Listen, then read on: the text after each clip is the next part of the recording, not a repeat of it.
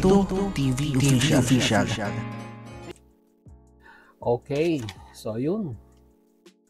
What's up mga kabagis? This is Jubilito TV Official at eto na naman po muli ang isang edisyon po ng ating reaction video mga kalingap at kabagis. No? Pero bago po lahat, syempre po, shoutout po muna natin Kuya Val Santos Matubang, Ate Edna Vlogs at Kalingap Rab, no? Sa ating mga kalingap netizens, kalingap subscribers at kalingap supporters. Mega love shoutout po sa inyong lahat. Sama na rin po natin, makasamahan po natin sa Kalingap Reactors. Ayan po, mega love shoutout po sa inyong lahat. So ito na nga, no, mga kalingap at kabagis, for today's reaction video. Gawa lang po natin ang reaction at muli po pagbibigay ng ating personal opinion regarding po dito sa tension between Pres Birador ng Carepa at ito pong si Yang Mi or si Yang TV, no, ng JC18. Ayan na po, no, yan na po yung bagong pangalan ng kanilang grupo. At alam niyo naman po sa mga nakapanood, no, mga kalingap at kabagis, yung pong isiniwalat kahapon ni Birador na di umano'y conversation dito po sa isang grupo po ng supporters po. Hindi naman po lahat, no? Hindi naman po lahat. Pero yun nga po, Team Mick Chris ang nababanggit na grupo dito na kung saan ay meron daw pong mga members na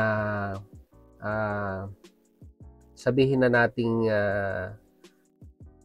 inihikayat yung mga ibang miyembro ng GC na ito na parang i-boycott, no, yung pong mga premier ni Kalingap Rab at yung pang-issue patungkol po sa kay Carla, kay Jomar at kay Kalingap Rab na puro po negatibo yung mga binitawang salita ng mga nag-comment dito po sa GC na ito ay parang meron pong nag-screenshot at ito po mga screenshot na ito ay nakarating po kay President Birador ng Carepa.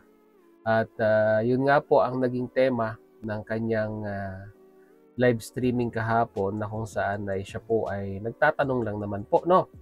Tinatanong niya po kung bakit ganun daw po yung mga binibitawang katanungan or binibitawang mga sabihin na nating pag-uutos sa mga miyembro ng Team Mick Chris na GC na ito. Uulitin ko po, no, mga kalingap at kabagis, hindi po lahat kasi marami yun naman pong team at supporters po ang Mick Chris. Pero yun nga po, na-highlight lang talaga kasi nga po Team Mick Chris.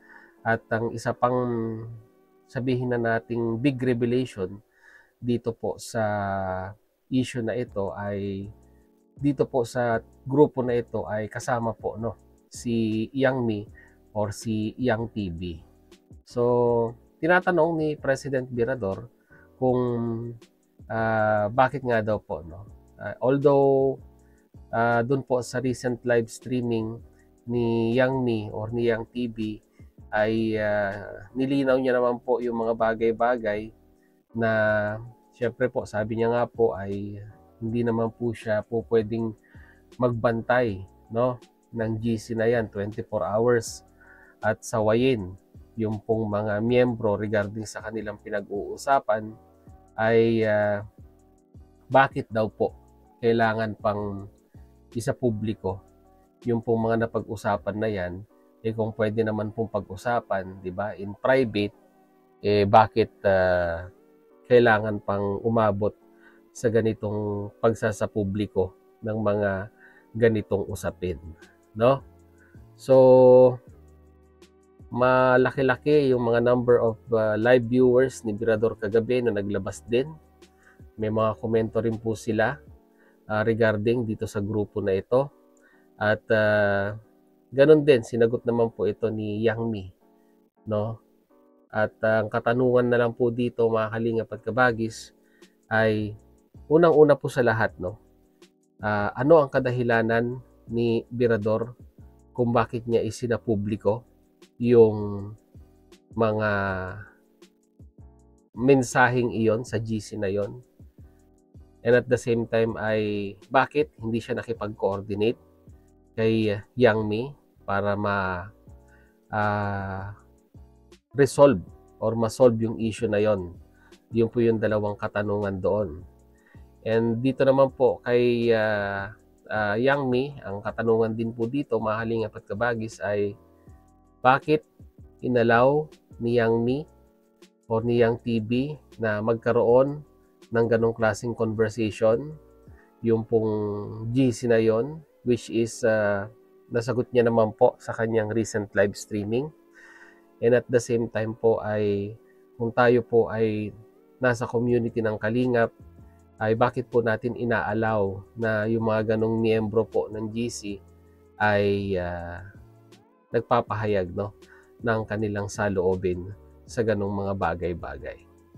So, Birador, may ikon po siya, may kadahilanan po siya kung bakit niya po binitawan itong mga conversation na ito, at may paninindigan din naman si Yang Mi kung bakit hindi po pinag-usapan in private, no? Siguro simulan natin, mga Kalingap at Kabagis, kay Birador, di ba? Dati ang pagkakaalam ko kay Pres Birador, pag may mga ganitong issue kung kailangan pag-usapan in private, ay pinag-uusapan muna dapat. Pero hindi ko po alam ang reason ni Birador kung bakit all of a sudden ay hindi po ganon nagkaroon ng ganitong pakikipag-ugnayan kay Yang Mi, at direkta niya na pong inilive, no, yung pong mga usapin na ito, no?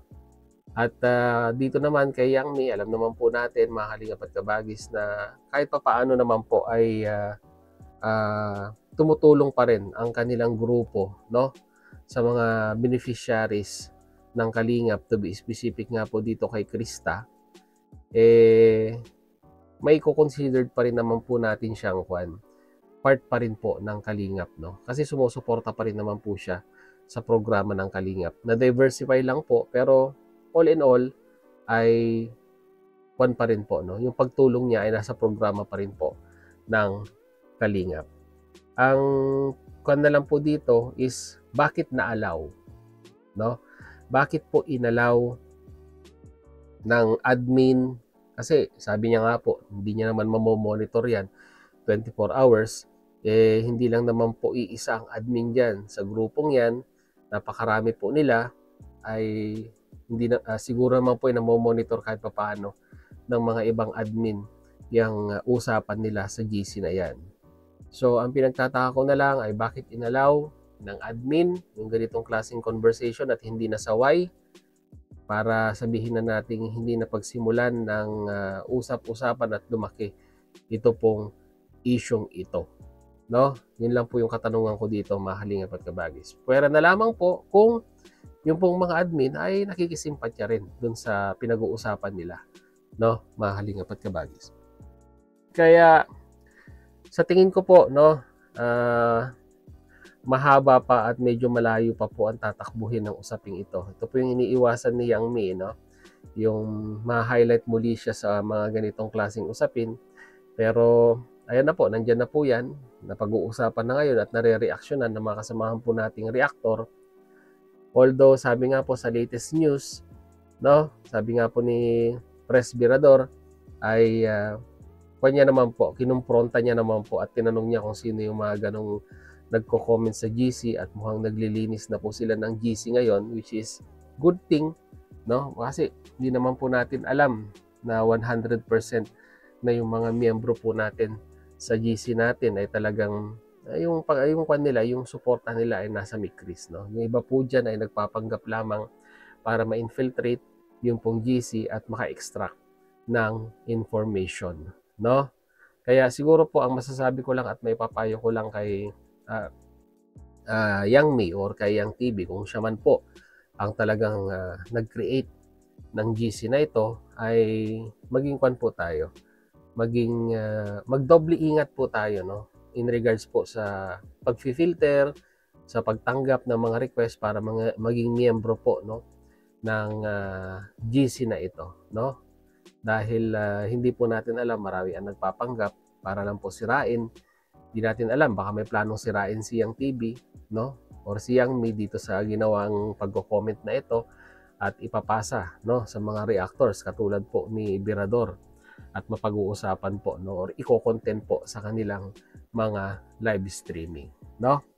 At kay Kwan naman, kay President Birador naman, ang ganang sa akin lang ay alam ko may sarili siyang kadahilanan kung bakit niya isinapubliko itong usaping ito sa GC ng Mikris, ng Team Mikris. Pero ang ganang sa akin lang ay opinion ko lamang po ay dapat, 'di ba? Kung kaya naman pong pag-usapan in private, no? Para hindi na po lumaki or masilipan or mabutasan ng alam naman nating mga anti-kalingap na naghihintay lamang po ng mga ganitong pagkakataon, ay bakit po hindi po pinag-usapan in private? Yun din naman po ang tanong ko, 'di ba? Kay President Birador, mga kalingap at kabagis. Kasi sa pagkakakilala ko po kay Birador, no? Knowingly kasi nakita ko siya, nakasama ko siya sa lighthouse, 'di ba? Kasama pa nga natin sa kwarto matulog. Pagdating po sa mga ganitong usapan, no? Pagdating sa pag-aayos, pagdating sa mga issue, hangga't maaari po ay pinag-uusapan muna in private, ika nga, no? Bago po isa publiko kung ano man yung napag-usapan or kung ano yung sabihin na nating napagkasunduan regarding po sa usapin na ito. So, yun lang po ang ating reaction dito sa usaping ito, mga kalingap at kabagis. At kayo po, ano po sa tingin ninyo ang nagtulak kay President Birador para isa publiko ito pong usaping ito between sa GC po ng Team Mikris, na kung saan di umano ay may mga miyembro po sila na nagko-comment against kay Kalingap Rab, no? And at the same time po sa mga beneficiaries po ng Kalingap. Lagay niyo po sa ating comment section, mga kalingap at kabagis, pag-usapan po natin. So yun, muli maraming salamat dahil sa dulo po ng ating reaction video ngayong araw na ito. Ay nasamahan niyo po muli si Jubilito TV Official. At muli po nagpapaalala po ang inyong host. Kung hindi po nakasubscribe sa YouTube channel natin po, no? Subscribe niyo na po. Jubilito TV Official. Ayan. Kung nagustuhan niyo po ang ating reaction video for today, paki-like and share na rin po, mga kalingap at kabagis. So hanggang dito na lang. Once again, this is Jubilito TV Official, proud member po ng Team Coos at ng Team Bios. As I always say, mga kalingap and kabagis, peace, God first. God bless po. Bye!